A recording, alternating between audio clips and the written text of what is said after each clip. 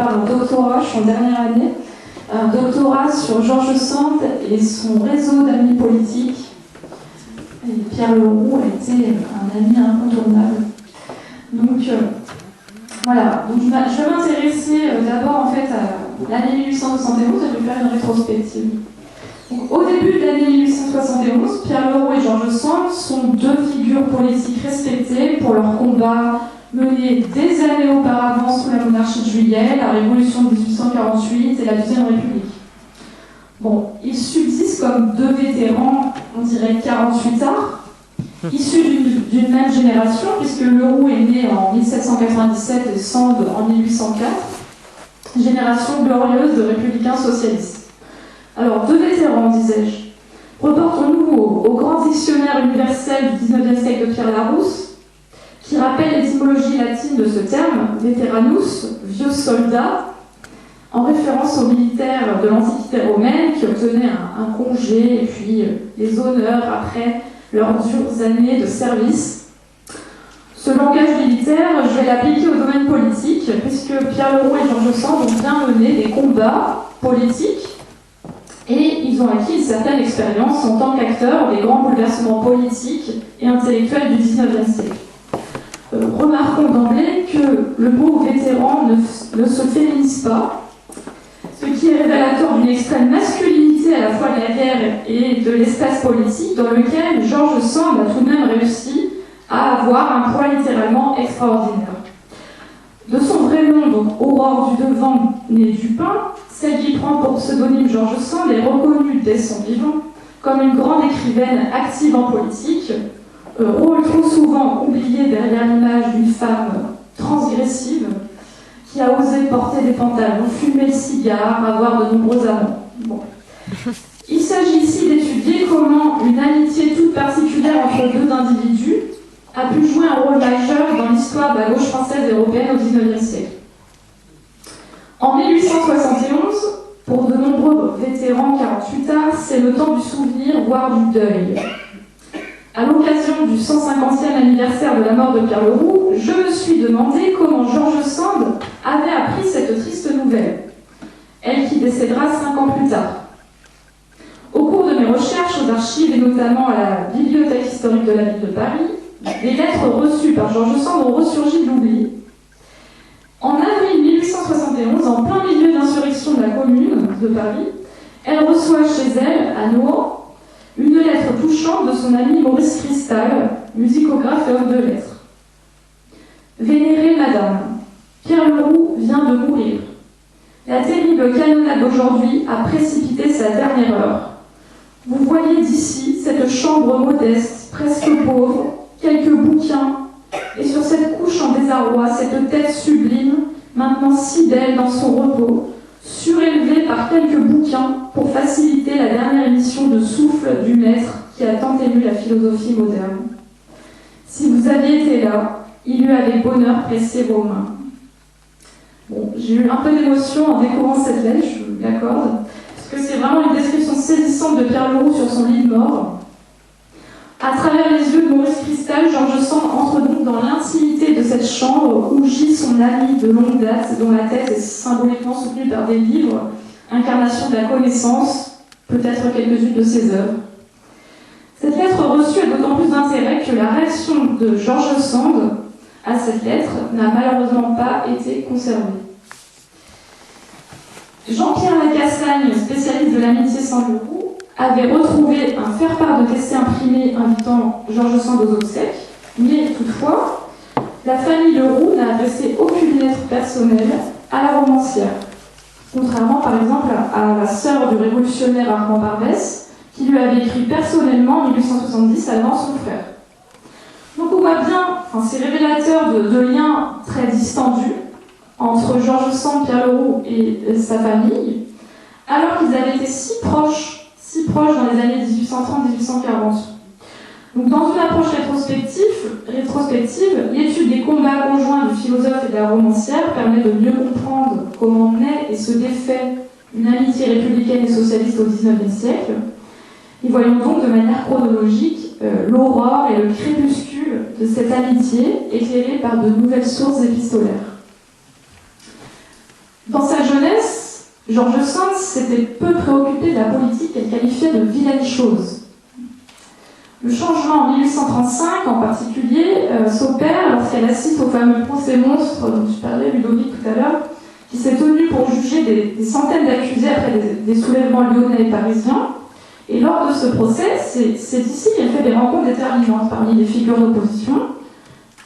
Alexandre Ledru-Rollin, Jean Barbès, Pierre Leroux, qui se trouve déjà parmi les défenseurs des insurgés.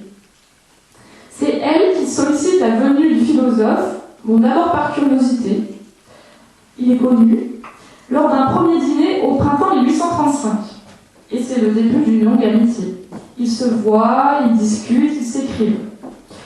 Alors, pour la correspondance, il existe encore de très nombreuses lacunes dans cette correspondance qui commence en 1836. Énorme déséquilibre, qui s'explique surtout par la disparition de nombreuses lettres. 64 lettres de Pierre Leroux ont été rassemblées par Jean-Pierre Lacassagne, tandis que seulement 6 lettres de George Sand ont été retrouvées par Georges Lubin, qui a parlé de l'existence d'au moins 28 lettres. Vous voyez le déséquilibre. Donc après la curiosité du premier dîner en 1835, succède la pleine adhésion de George Sand à cette philosophie de Leroux, qui est justement en train de préciser sa pensée. George Sand, déjà républicaine, devient socialiste. Elle diffuse la philosophie de Pierre Leroux autour d'elle, en particulier par le biais de sa correspondance. Et je vais donner l'exemple peu connu du demi-frère de George Sand, Hippolyte Châtillon, qui possédait le château de Montgivray, pour ceux qui connaissent. Hippolyte Châtillon, connu pour son alcoolisme, qui devait faire un joli philosophe quand il avait bu quelques verres de vin. Mais bon, même lui débat avec sa demi-sœur et lui écrit en décembre 1840. Tout en réfléchissant aux généreuses idées de Pierre Leroux, j'ai pensé que les paysans propriétaires, et ils sont nombreux, ne les comprendraient jamais. Ils se feraient plutôt hacher que de céder ou mettre en commun un pouce de terrain. La chaumière est mieux gardée que le château. La défense du sol, l'amour de la patrie ne sont autres chez le cultivateur que mon champ, ma vigne, ma cabane, mes brebis, les bestiaux. Il faudra bien des années pour faire l'éducation de cette masse énorme. Donc, vous voyez que même l'entourage familial de George Sand discute des idées de Leroux et déjà de ses limites.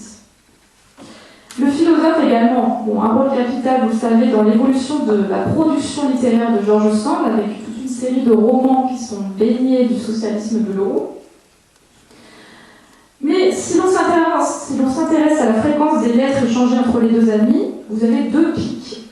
L'un en 1841, l'autre en 1844, qui témoignent de deux collaborations majeures qui se concrétisent par la création d'une presse combative et politiquement engagée, comme le font en fait à cette même époque les autres écoles socialistes, qui créent elles aussi leur propre journal d'opinion, puisque le journal, ça commence à devenir le média de masse par excellence. Entre Pierre Leroux et George Sand, c'est donc le temps des collaborations concrètes. À partir de 1840, Leroux devient un homme d'affaires et un conseiller pour Sand, mais l'orientation désormais très socialiste des romans sandiens entraîne la rupture de Sand avec son éditeur de longue date, François Bulloz, qui les publiait en feuilleton dans la fameuse Revue des Deux Mondes, qui était la plus importante revue littéraire de l'époque, et le désaccord pour publier le roman qui s'intitule Horace, est le point de départ d'une nouvelle revue en 1841 à Paris, qui s'appelle la Revue Indépendante, dont l'idée originelle en fait est de Pierre Leroux, et le titre de George Sand.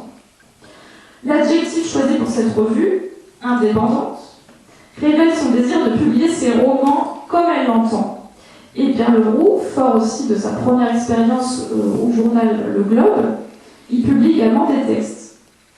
Les deux amis s'associent un troisième, Louis Viardot. En fait, c'est l'époux de la célèbre cantatrice Pauline Viardot. Et il concrétise à trois, donc, la fameuse triade chère à Leroux, sensation, sentiment, connaissance. En lisant les lettres de Louis Viardot adressées à George Sand, on apprend même la participation du pianiste Frédéric Chopin, qui était à l'époque le compagnon de George Sand, qui en fait soutient très activement la mise en place de la revue à Paris pour le compte de George Sand, qui elle est restée dans le Berry. Parmi les contributions bulletin, cette revue, qui est avant tout littéraire, philosophique, mais qui peut aussi contenir des articles qu'on pourrait qualifier de sociologie des couches populaires. Je citerai la militante Pauline Roland, qui publie en juillet 1842 un article titré « Le travail des femmes et des enfants dans les mines de houille ». À noter que c'est le seul sommaire de la revue où se côtoient deux femmes, Pauline Roland et Georges Sand, qui échangent d'ailleurs quelques lettres à l'issue de cette collaboration. Donc la revue devient un espace de débat et de contestation sociopolitique qui compte.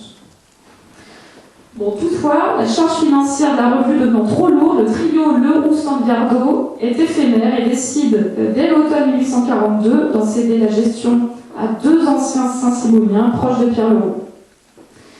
Les dernières contributions de Georges Sand pour la revue indépendante datent de l'automne 1843, lorsqu'éclate l'affaire Fanchette. Vous en avez peut-être entendu parler. Du nom d'une pauvre fille, Fanchette, simple d'esprit, idiote. À l'époque, on qualifiait cette fille d'idiote, trop encombrante et abandonnée par les sœurs religieuses de la Châtre.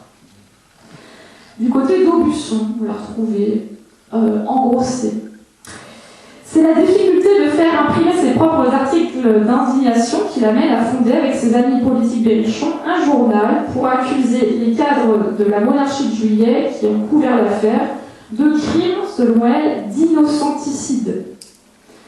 Et c'est un journal en région cette fois-ci qui participe au mouvement global de décentralisation dont on parlait tout à l'heure, décentralisation de la presse alors à l'œuvre dans toute la France.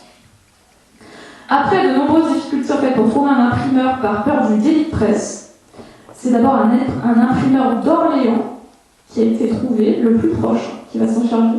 Et après des tracasseries judiciaires destinées à en retarder la parution le plus possible, le 14 septembre 1844 est fondé L'Éclaireur, journal des départements de l'Indre, du Cher et de la Creuse.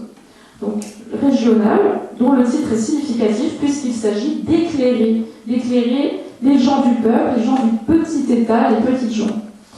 Pierre Leroux est également très impliqué dans cette seconde collaboration médiatique, en particulier dans le choix du rédacteur en chef, un certain Victor Bory, originaire de Tulle en Corrèze et donc ami de Jules Leroux. C'est le frère de Pierre.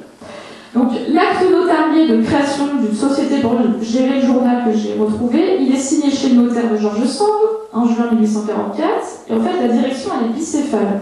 Elle est partagée entre Victor Bory pour 1/5 du capital et un certain François-Eugène Fleury, frère d'Alphonse Fleury, qui est l'ami très proche de Georges Sand, et qui possède donc les 4/5 restants. Par conséquent, il y a bien une mise en commun du capital relationnel de Pierre Leroux et de Georges Sand, même si d'emblée on observe une supériorité financière, 4/5, 1/5. Supériorité financière du réseau d'amis de Georges Sand. L'année suivante, en juin 1845, le siège commercial du journal est transféré de Vinéon, ici à Boussac, où l'éclaireur est également imprimé. Donc les deux réseaux politiques Sand-Leroux sont à 40 km désormais environ, et peuvent se voir régulièrement. Par exemple, à l'été 1845, Georges Sand écrit à son fils Maurice « Nous voici revenus de Boussac et des pierres jaunâtres, où nous avons été faire un déjeuner monstre avec toute la famille Leroux, ton oncle Hippolyte, donc Hippolyte Châtillon, Tortillard, tous à pied, excepté Solange à cheval, la fille de Georges Sand, et Chopin, qui est venu aussi, à l'âne, donc à dos d'âne. »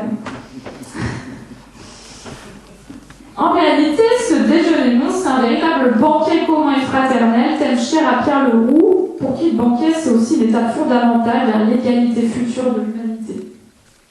Ces flux de personnes, d'idées et de capitaux s'intensifient d'autant plus que Pierre Leroux et ses frères créent donc la fameuse communauté composée à la fois de leur famille, d'anciens Saint-Simoniens, de républicains socialistes venus de toute la France, et dont Pauline Roland, qui avait été déjà collaboratrice de la revue indépendante, devient notamment institutrice.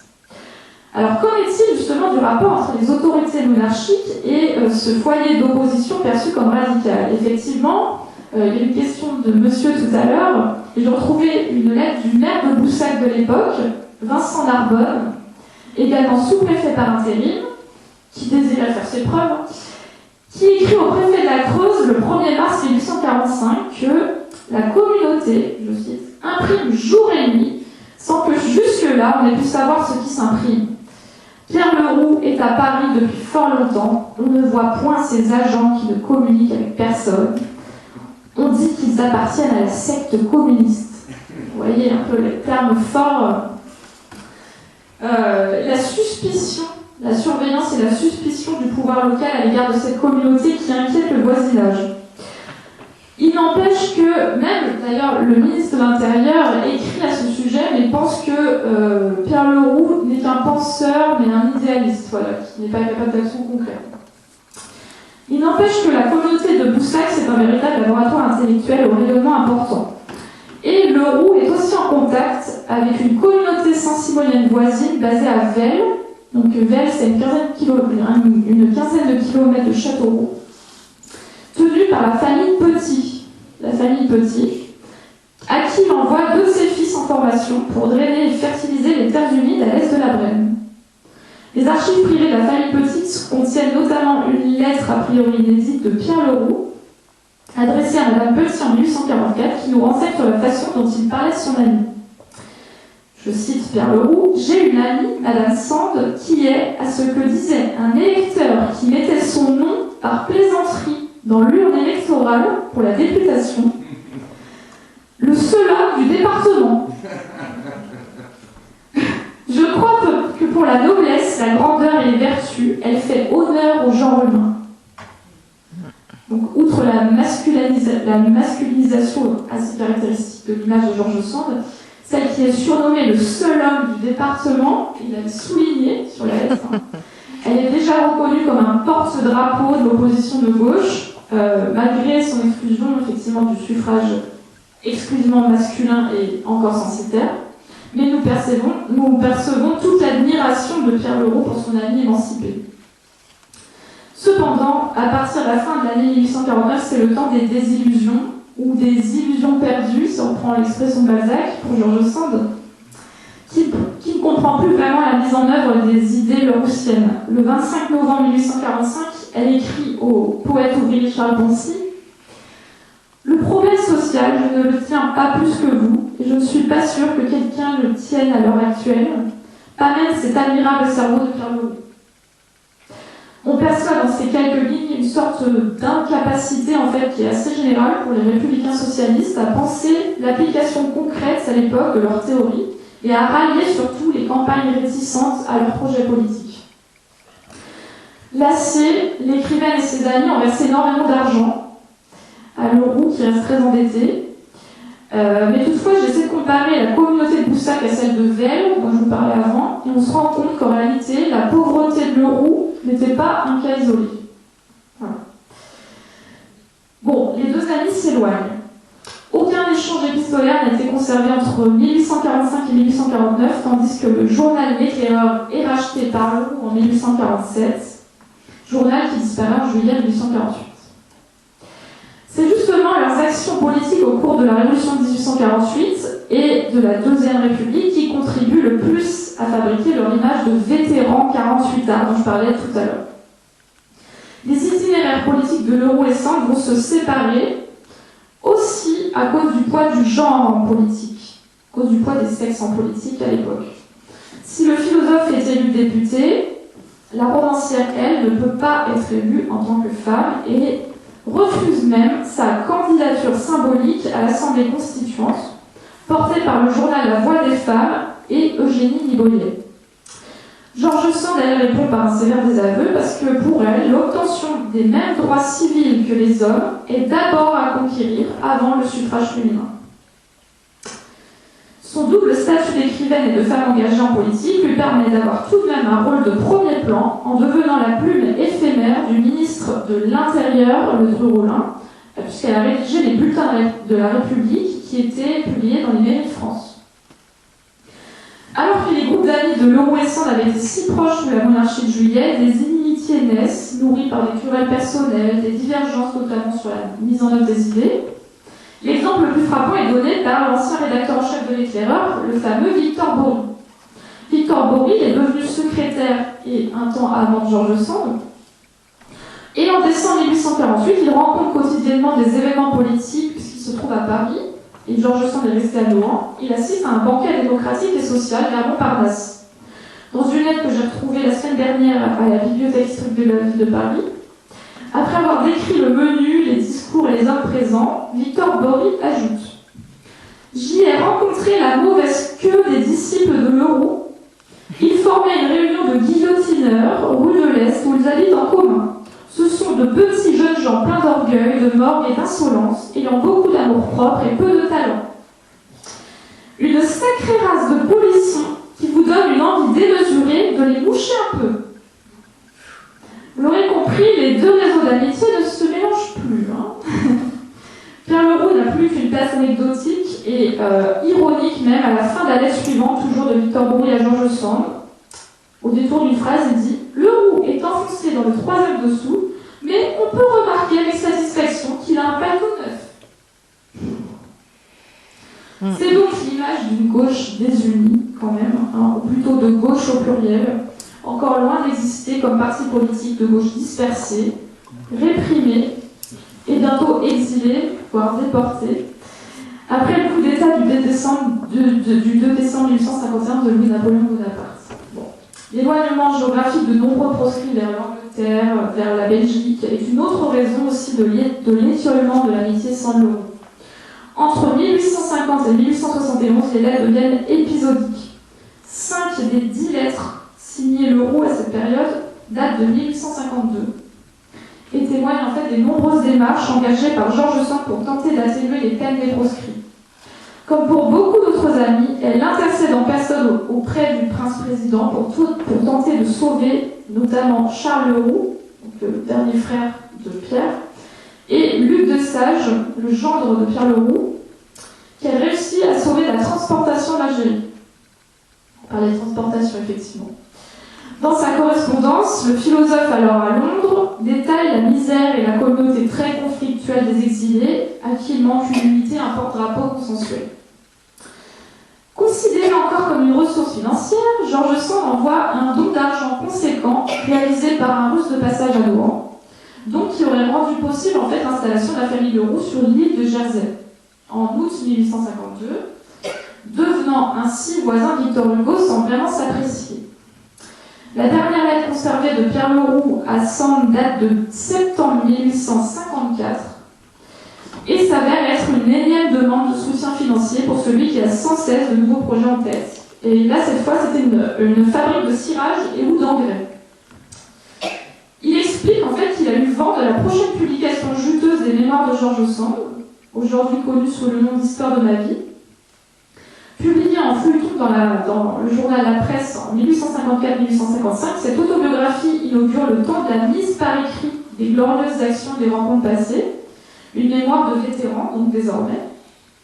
Bien sûr, Pierre Leroux n'y échappe pas.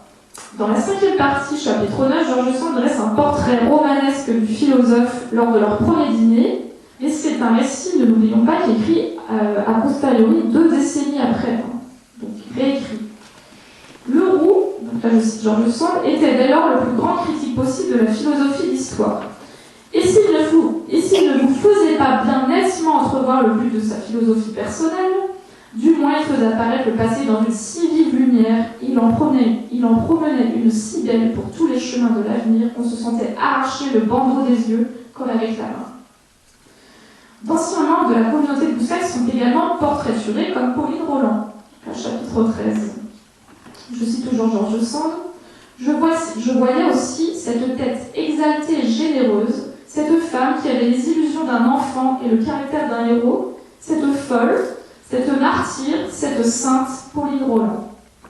Cette phrase remplie d'oxymores a d'ailleurs donné lieu à une lettre très virulente adressée à George Sand le 22 août 1855, que j'ai retrouvée comme cataloguée anonyme à la bibliothèque dont je vous parlais à Paris. Cette lettre signée G.L, donc j'ai pu identifier formellement son auteur Gustave Lefrançais, militant très actif aux côtés de Pauline Roland, est pleine de critiques à l'égard de la romancière.